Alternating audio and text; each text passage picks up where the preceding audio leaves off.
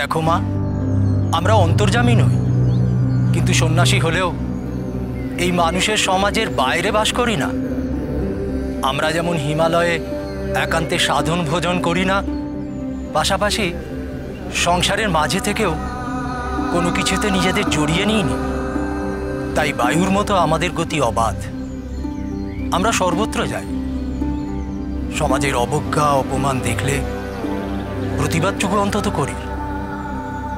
জীবনের অভিজ্ঞতা থেকে তোমাকে দেখেও আমরা কিছু অনুমান করতে পারি।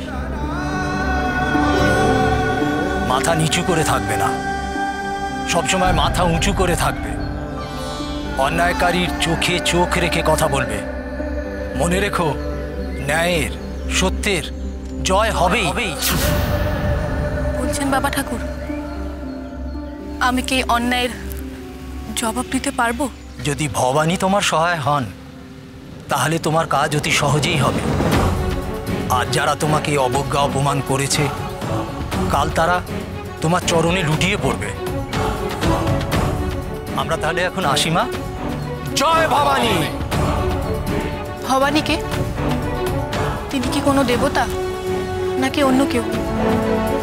তিনি আমার সহায় হবেন তো? যথাকালে সব জানতে পারবে। তুমি শুধু তোমার কর্তব্য করে যাও, আর সব সময় সৎ পথে থেকো, তাহলেই হবে।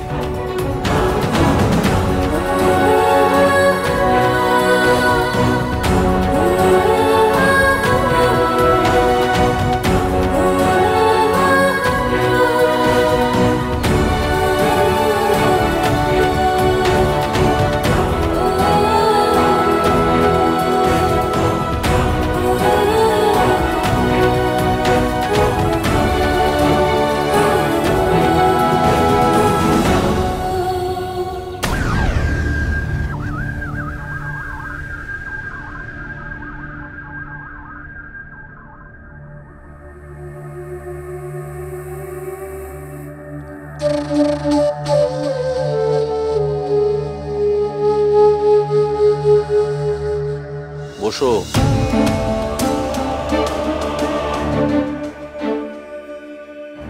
কি হলো, আমি তোমাকে বসতে বললাম না? নাকি আমার সঙ্গে একই পংক্তিতে বসতে তোমার আপত্তি? সেটা হলে মুখ ফুটে বলে দাও। সেটাই বা বাকি থাকে কেন?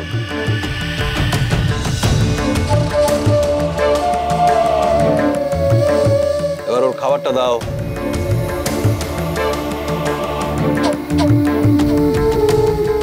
দেখো ব্রজেশ্বর, যা হওয়ার হয়ে গেছে। এই বিয়েতে প্রথম থেকেই আমার আপত্তি ছিল। এই বিয়েতে আমার মত ছিল না। তোমাদের সবার অনুরোধে আমি রাজি হয়েছিলাম। তার ফলটা কি হলো দেখলে তো। একটা কথা তোমাকে মানতেই হবে, আমরা হলাম জমিদার।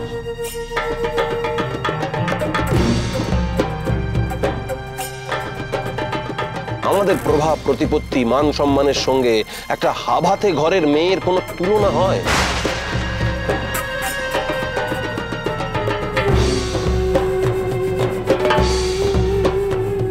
হয় না। এই যা হয়েছে হয়ে গেছে, ভুলে যাও।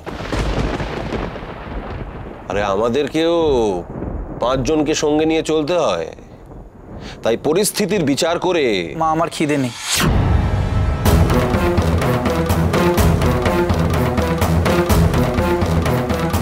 খেতে ভালো লাগছে না, আমি উঠলাম।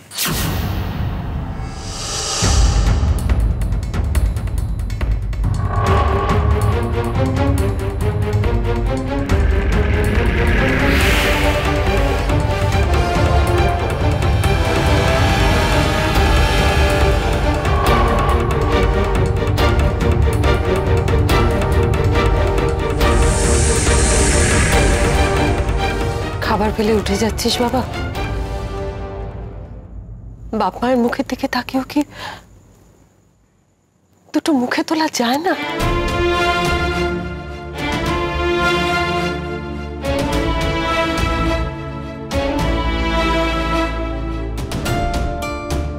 দেখো ব্রজেশ্বর, তুমি নাকি আমার কথা খুব মাননি করো। আমার মুখের ওপর কথাই বলো না। এমনকি তোমাকে এও বলতে শুনেছি, পিতা স্বর্গ, পিতা ধর্ম, পিতা হি পরমং তপ।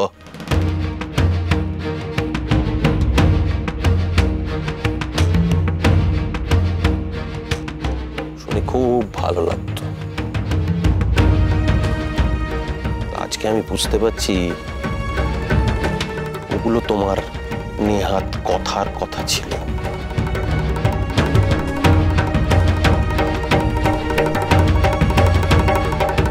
তুমি আমার মন রাখতে কথাগুলো বলতে, নিজের মন থেকে নয়।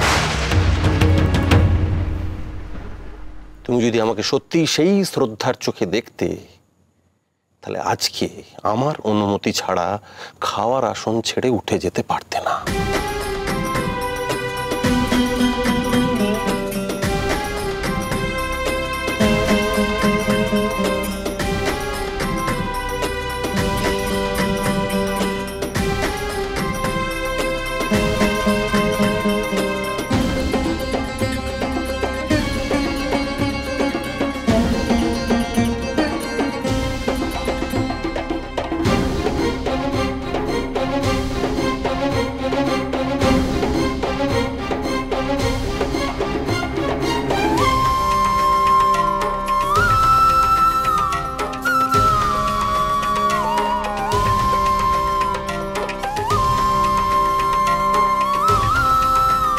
আমি আসি।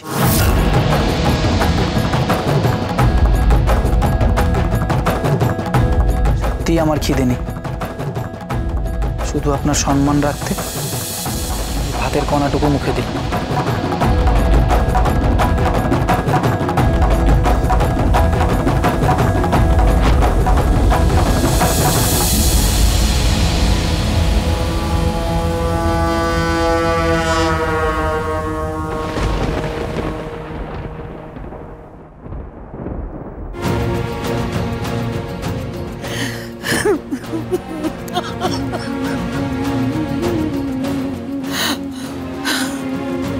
কি দিন দেখালে, কি দিন দেখালে কি দিন দেখালে আমার সংসারে, কি দিন এলো গো ঠাকুর। বাপেতে ছেলেতে একেবারে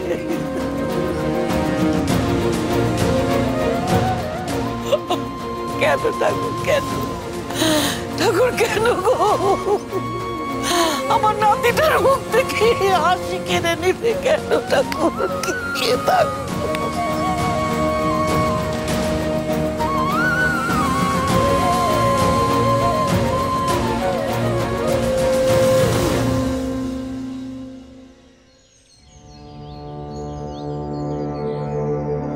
ওরে দেখ দেখ, জমিদার গিন্নি নিজেই তো মাথায় কাঠের বোঝা নিয়ে এসেছে।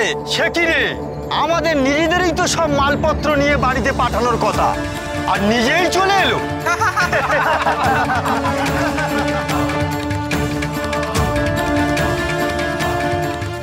নরেন কাকা, তোমার কাঠ লাগবে? নাও না, একেবারে শুকনো কাঠ। তার বদলে আমাকে দুমুঠো চাল দিও। এই যা তো এখান থেকে, যত সব আপদ। দোকান খুলতে না খুলতেই এসে হাজির হয়েছে, এখনো বেচা কেনা শুরু করতে পারেনি, অমনি চাল নিতে এসেছে।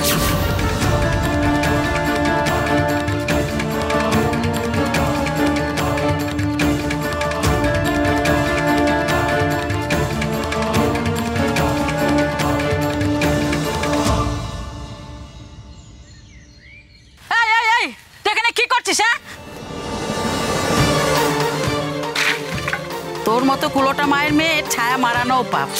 তোর ছায়া যদি এই হাটে পড়ে না, হাট থেকে লক্ষ্মী চলে যাবে। দেখো খুড়ি, তুমি আমাকে যা ইচ্ছে বলো, কিন্তু আমার মায়ের নামে মিথ্যে বদনাম দেবে না।